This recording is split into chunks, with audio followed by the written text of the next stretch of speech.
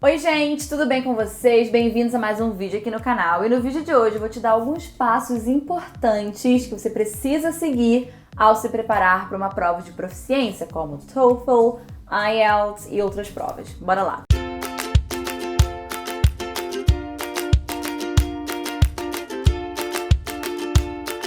Bom, vocês sabem que aqui no canal eu não falo muito sobre provas de proficiência. Esse não é o meu objetivo aqui. O meu objetivo é fazer você ser fluente no inglês e não passar em uma prova. Mas, como eu sei que tem muita gente aqui que está, nesse período de se preparar para uma prova, fazer uma prova, seja para estudar no exterior, para trabalhar, fazer intercâmbio, imigrar, essas provas sempre são pedidas. E se você já fez intercâmbio, vai fazer, morou no exterior, de alguma forma assim, estudou, trabalhou, você fez essas provas, alguma dessas provas. Então, se você vai fazer alguma delas, fica aí que eu vou passar alguns passos importantes pra você, tá? Eu já fiz 2 provas de proficiência, o TOEFL. Eu fiz o TOEFL, tem alguns tipos, IPT, acho que foi esse que eu fiz, tem o IBT, e eu já fiz também a prova da Cambridge, Eu nunca fiz o IELTS. Porém, provas de proficiência, elas têm um certo padrão e tem um passo a passo a seguir. Eu não vou falar aqui a matéria que você tem que estudar, mas um passo a passo que você precisa seguir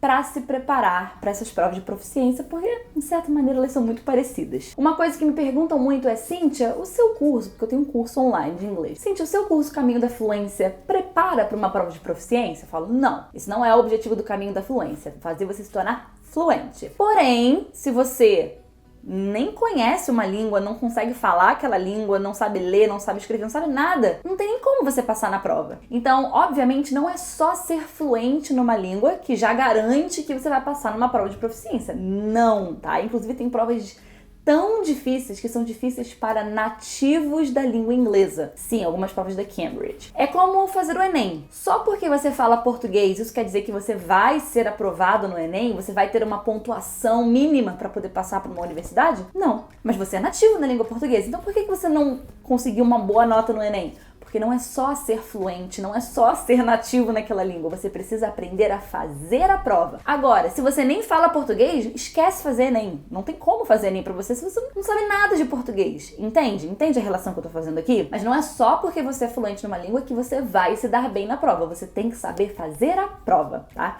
E é esses passos aqui que eu vou passar pra você. Então aqui já vem o primeiro passo que eu acabei de falar aqui, que é você precisa saber o básico. Lembra do Enem? Se você não fala português, sem chances de você passar no Enem. Agora, só porque você fala português você vai passar no Enem? Não. Você precisa dominar o básico. Antes de querer estudar para a prova, estude inglês. Mas isso eu tô falando para pessoas que estão começando agora a estudar inglês. Cíntia, eu não sei nada e eu preciso fazer uma prova. Por onde eu começo? Aprende inglês. Não diga! Digo! Que coisa! Esquece a prova por enquanto. Aprende inglês. Agora, você já tem um conhecimento do inglês, você já consegue se comunicar, de certa forma já é fluente.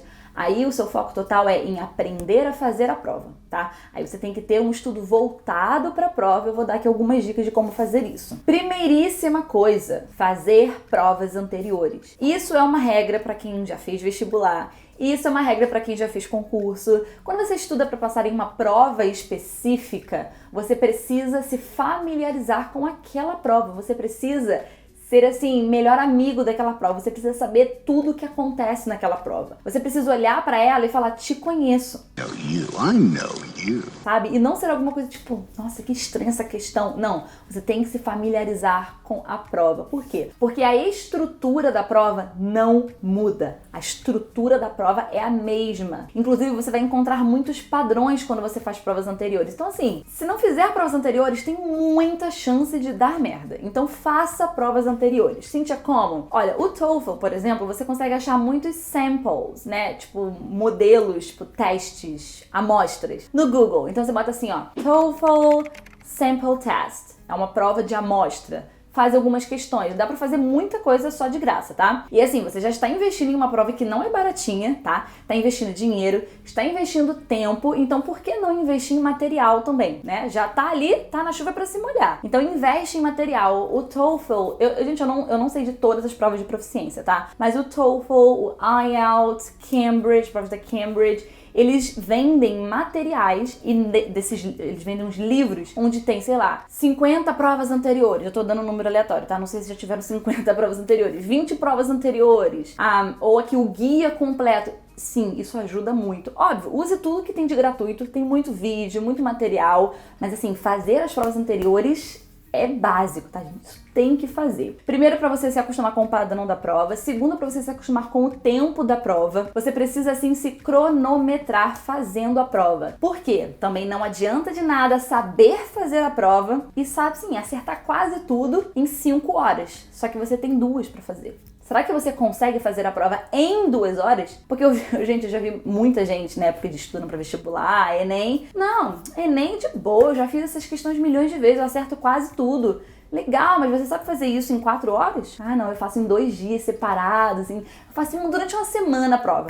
Filho, durante uma semana eu faço todas as questões, acerto todas, óbvio, porque eu tô com tempo, né? A mente tá fresca. Agora quero ver fazer tantas questões seguidas em 4 horas. Então você tem que cronometrar o seu tempo também. Obviamente não toda vez que você vai fazer a prova, mas assim, vai praticando, e dependendo do quão longe está a sua prova também, né? Você vai pegando de tempo em tempo ali pra poder fazer cronometrado. Tem que cronometrar, porque não adianta saber fazer a prova em 7 horas se você só tem 2. Você tem que saber fazer a prova em 2 horas, senão não adianta. Você não vai chegar e falar assim, ai não, mas é porque eu só tive 2 horas, eu sei fazer em 7 horas. Ela vai falar assim, tá bom, mas eu não quero que você faça 7 horas, eu quero que você faça em 2. Não adianta, entende?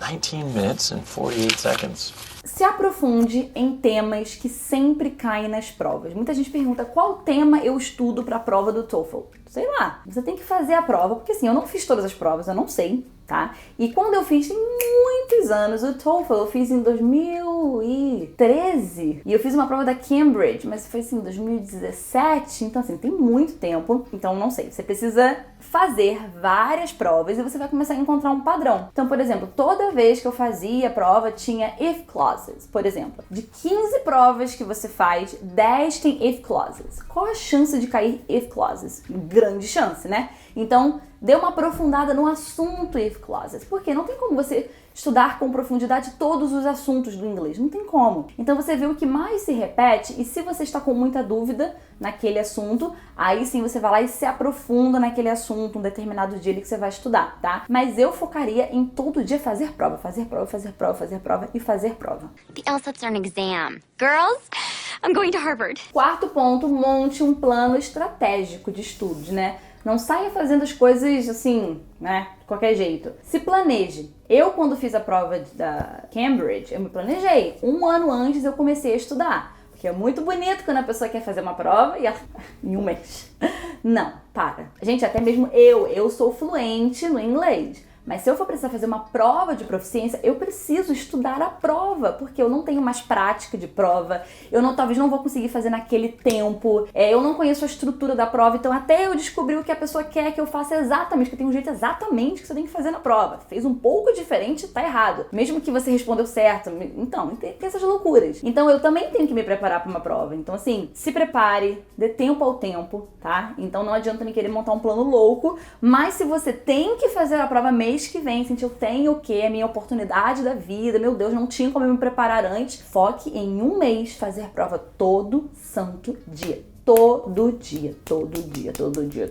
E se você tem mais tempo, sei lá, escolha ali 1 vez na semana você faz a prova. Não precisa cronometrar, faz no seu tempo. Vê os assuntos que você tá com mais dificuldade. Aí, né, espalhe esses assuntos na próxima semana pra você estudar um pouquinho cada um ali um dia. Depois na outra semana faz uma outra prova, que aí você tem mais tempo, né? Be prepared. Bom, essas provas geralmente são divididas em sessões por habilidade. Então tem a parte de listening, tem a parte de reading, tem a parte de writing, tem a parte de speaking. Geralmente tem uma parte de grammar, alguma coisa assim vai depender da prova. Tem prova que não tem speaking, tem prova que não tem writing. Eu não sei exatamente qual é a sua prova, mas tem alguns pontos que eu quero deixar claro aqui. Sobre a prova de reading, você precisa cronometrar, principalmente o reading. Por quê? Porque é muito fácil você se perder no tempo e acabar levando muito mais tempo do que você pode para ler um texto. E inclusive quando eu fiz a prova de Cambridge, eu estava tão preparada que eu sabia exatamente, sem precisar contar, quanto tempo eu poderia ficar naquela questão. Eu já sabia quantas vezes dava, tipo assim, eu tinha um tempo, sei lá, 2 minutos pra fazer cada questão. E eu sabia quantas vezes dava tempo de ler o enunciado. Então, se eu já li 3 vezes, eu já sei que eu tenho que responder agora ou passa pra frente. Você começa a pegar esse feeling, principalmente o reading, porque se você não tem costume de ler, você lê muito devagar. Então você tem que pegar prática de leitura. Próximo ponto específico é sobre writing. O writing, ele é muito delicado. Por quê? Porque são exigências muito específicas da prova. Não é simplesmente escrever corretamente, saber passar a mensagem. Não. Por quê? Porque tem um monte de gente que sabe escrever. Eu, por exemplo, eu sou nativa da língua portuguesa, sei escrever. Sei escrever até razoavelmente bem, né? Comparando com a maioria das pessoas. Não cometo muitos erros gramaticais, drásticos e tal. Mas se eu for fazer a prova do Enem, talvez eu ganhe uma nota bem baixa. Ah, não! Por quê? Eu tirei um F. Porque eu não estou acostumada a escrever, não estou naquele ritmo, eu não estou pensando ali nos blocos dos parágrafos que eu tenho que escrever, quais são as ferramentas que eu tenho que usar no texto e tal. Eu não estou acostumada mais com isso, eu falei há muito tempo. Então, você precisa estar estudando, fazendo de preferência um curso, alguém te ajudando ali no particular com writing, tá? Porque a pessoa precisa corrigir o seu texto dentro dos padrões da prova que você vai fazer para saber se o que você está escrevendo atende aos padrões da prova. Então, o writing é complicado você estudar sozinho. E o speaking também. Por quê? Porque por mais que você saiba falar inglês, ele quer que você fale de um determinado jeito, quer que você use determinadas palavras. Por exemplo, tem que usar o however, tem que usar o nevertheless, você tem que praticar usar palavras específicas, você tem que fazer aquela frase do padrão que eles querem, do jeito que eles querem. Por exemplo, eu fiz a prova de Cambridge, foi em dupla, né? Então você tem que praticar também esse jogo que você vai fazer junto com uma outra pessoa, entendeu? Então assim, eu recomendo principalmente essa parte de writing, speaking, você ter uma pessoa para te ajudar, um professor, alguém que avalie o que você está fazendo ali dentro dos padrões da prova. Do you want to help me study? Sure. E na parte de listening, eu só tenho um aviso, tá? Porque quando eu fui fazer a prova de Cambridge, eu não estava nada acostumada com sotaque britânico, porque eu só consumia conteúdo americano, séries americanas, vídeos americanos, tudo americano. O bom foi que eu comecei a me preparar muito tempo antes, eu comecei a me preparar 1 ano antes. Então deu tempo de eu me acostumar com o sotaque britânico. Obvious, really. Mas se você não está atento a isso, cuidado. Se você vai fazer a prova muito daqui a alguns meses, consuma muito conteúdo britânico. Agora passe a assistir só séries britânicas. Ah, um detalhe. Isso se você vai fazer provas de Cambridge. Eu acho que prova do IELTS também é mais puxado pro britânico listening. O TOEFL não, é americano, tá? Só um parênteses aí. Mas se você for fazer provas em que o listening é britânico, se prepara pra isso, tá? Porque se você não está acostumado, quando a pessoa botar play, você vai ficar louco, você não vai entender nada. Então se prepara. It's all true. Essas são as minhas dicas, tá? De uma pessoa que já fez, né, 2 provas aí de proficiência.